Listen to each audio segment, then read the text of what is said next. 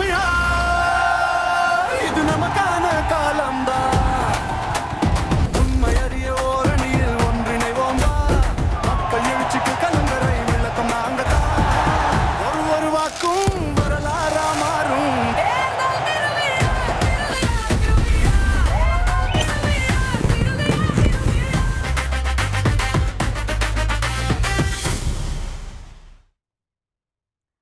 2021 திமுகவிடமிருந்து பாமக கைப்பற்றிய தர்மபுரி தொகுதி நிலவரம் என்ன, அங்கிருக்கும் மக்களோட எதிர்பார்ப்புகள் என்னன்னு விரிவா பார்க்கலாம்.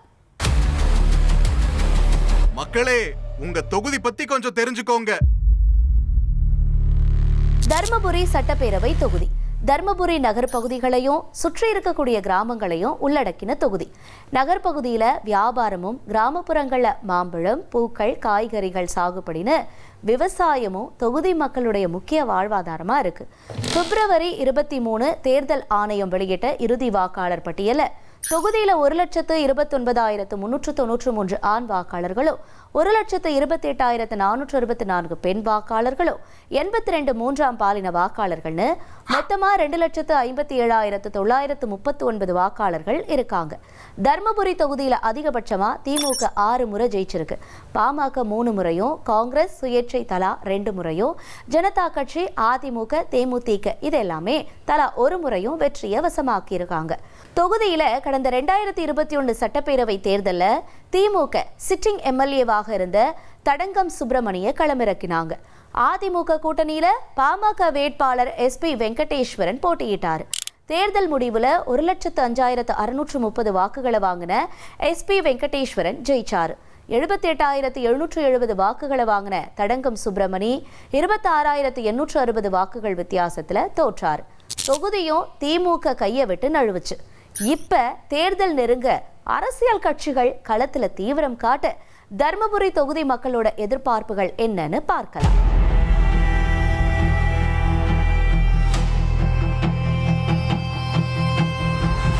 தருமபுரி மாவட்டத்தில் ரொம்ப பின்தங்கிய மக்கள் வேலைவாய்ப்புக்காக திருப்பூர், ஈரோடு, பெங்களூர் மற்ற மாநிலங்களுக்கு சென்று கொண்டிருக்கிறார்கள்.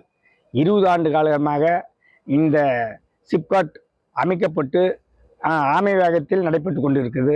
இதெல்லாம் முடிவுக்கு கொண்டு வந்து மக்களுடைய பயன்பாட்டுக்கு மக்களை பண்ணால் மட்டும்தான் இந்த தருமபுரி மாவட்டம் வளர்ச்சி அடையும். மக்களுக்கு ரொம்ப இடைஞ்சலாக இருக்குது. இந்த பொது பஸ் 60 வருஷமா இயங்கிட்டு இருந்துச்சு, 60-70 வருஷமா இயங்கிட்டு இருந்துச்சு. திடீர்னு உடனே ஒரே நாள் எல்லா பஸ்ஸும் அங்கே கொண்டு போடுறதுனால மக்களுக்கு ரொம்ப சிரமமா இருக்கு. அதாவது வணிகர்களுக்கும், காலேஜ் பொண்ணுங்களுக்கு, ஹாஸ்பிட்டல் போற பெரியவங்களுக்கு, முதியோர்களுக்கு இவங்க ரொம்ப கஷ்டப்படுறாங்க மக்கள். இதனால அதாவது புது பஸ் ஸ்டாண்டு திட்டம் இங்க கொஞ்சம் அங்க கொஞ்சம் வந்து போயிட்டு ரொம்ப நல்லா இருக்கும். பாதாள சாக்கடை திட்டம் ஒண்ணு கொண்டு வந்துங்கிறாங்க. அது மக்களுக்கு ரொம்ப இதா இருக்கு. அது மக்கள் பாதிக்கிறாங்க ரொம்ப. அந்த நிலத்தடி நீர்லாம் மாறிட்டு தண்ணி குடிக்கிறதுக்கே அவங்க போர் தண்ணி எடுத்து பார்த்தா நமக்கு பச்சை கலர்ல வருது. அதனால அந்த பாதாள சாக்கடை திட்டத்தெல்லாம் மக்களுக்கு எந்த ஒரு இடையூறு இல்லாம செஞ்சு கொடுத்தா நல்லா இருக்கும் தருமபுரிக்கு. நம்ம தருமபுரி மாவட்டம், தகடூர் மாவட்டம் எடுத்துக்கிட்டா வானம் பார்த்த பூமி. மழை இருந்தால் மட்டும்தான் இங்கு வெள்ளாமையும் விவசாயமும் பண்ண முடியும். அப்படி இருக்கிற சூழ்நிலையில இந்த காவிரி உபரி நீர், காவிரியில போகக்கூடிய நீரை குழாய்கள் மூலம் கொண்டு ஏரி நீர் நிலையங்களுக்கு நிரப்பணும். அது நிரப்பும் போது விவசாயிகளுக்கும், பொதுமக்களுக்கும், கால்நடைகளுக்கும் பெரிய ஒரு சப்போர்ட்டா இருக்கும். தமிழா இது நமக்கான காலம்தான். உண்மை அறிய ஓரணியில் ஒன்றிணைவோம் வா.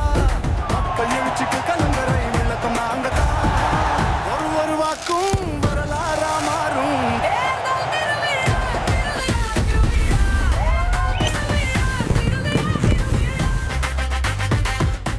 ஒரு கோடியே 27 லட்சம் மனங்களை வென்ற தந்தி டிவி யூடியூப் சேனல். தவிர்க்க முடியாத தம்ப்நெயில்ஸ், கலக்கலான கான்டென்ட்ஸ். நீங்களும் இந்த குடும்பத்தில் இணைய இப்பவே சப்ஸ்கிரைப் பண்ணுங்க.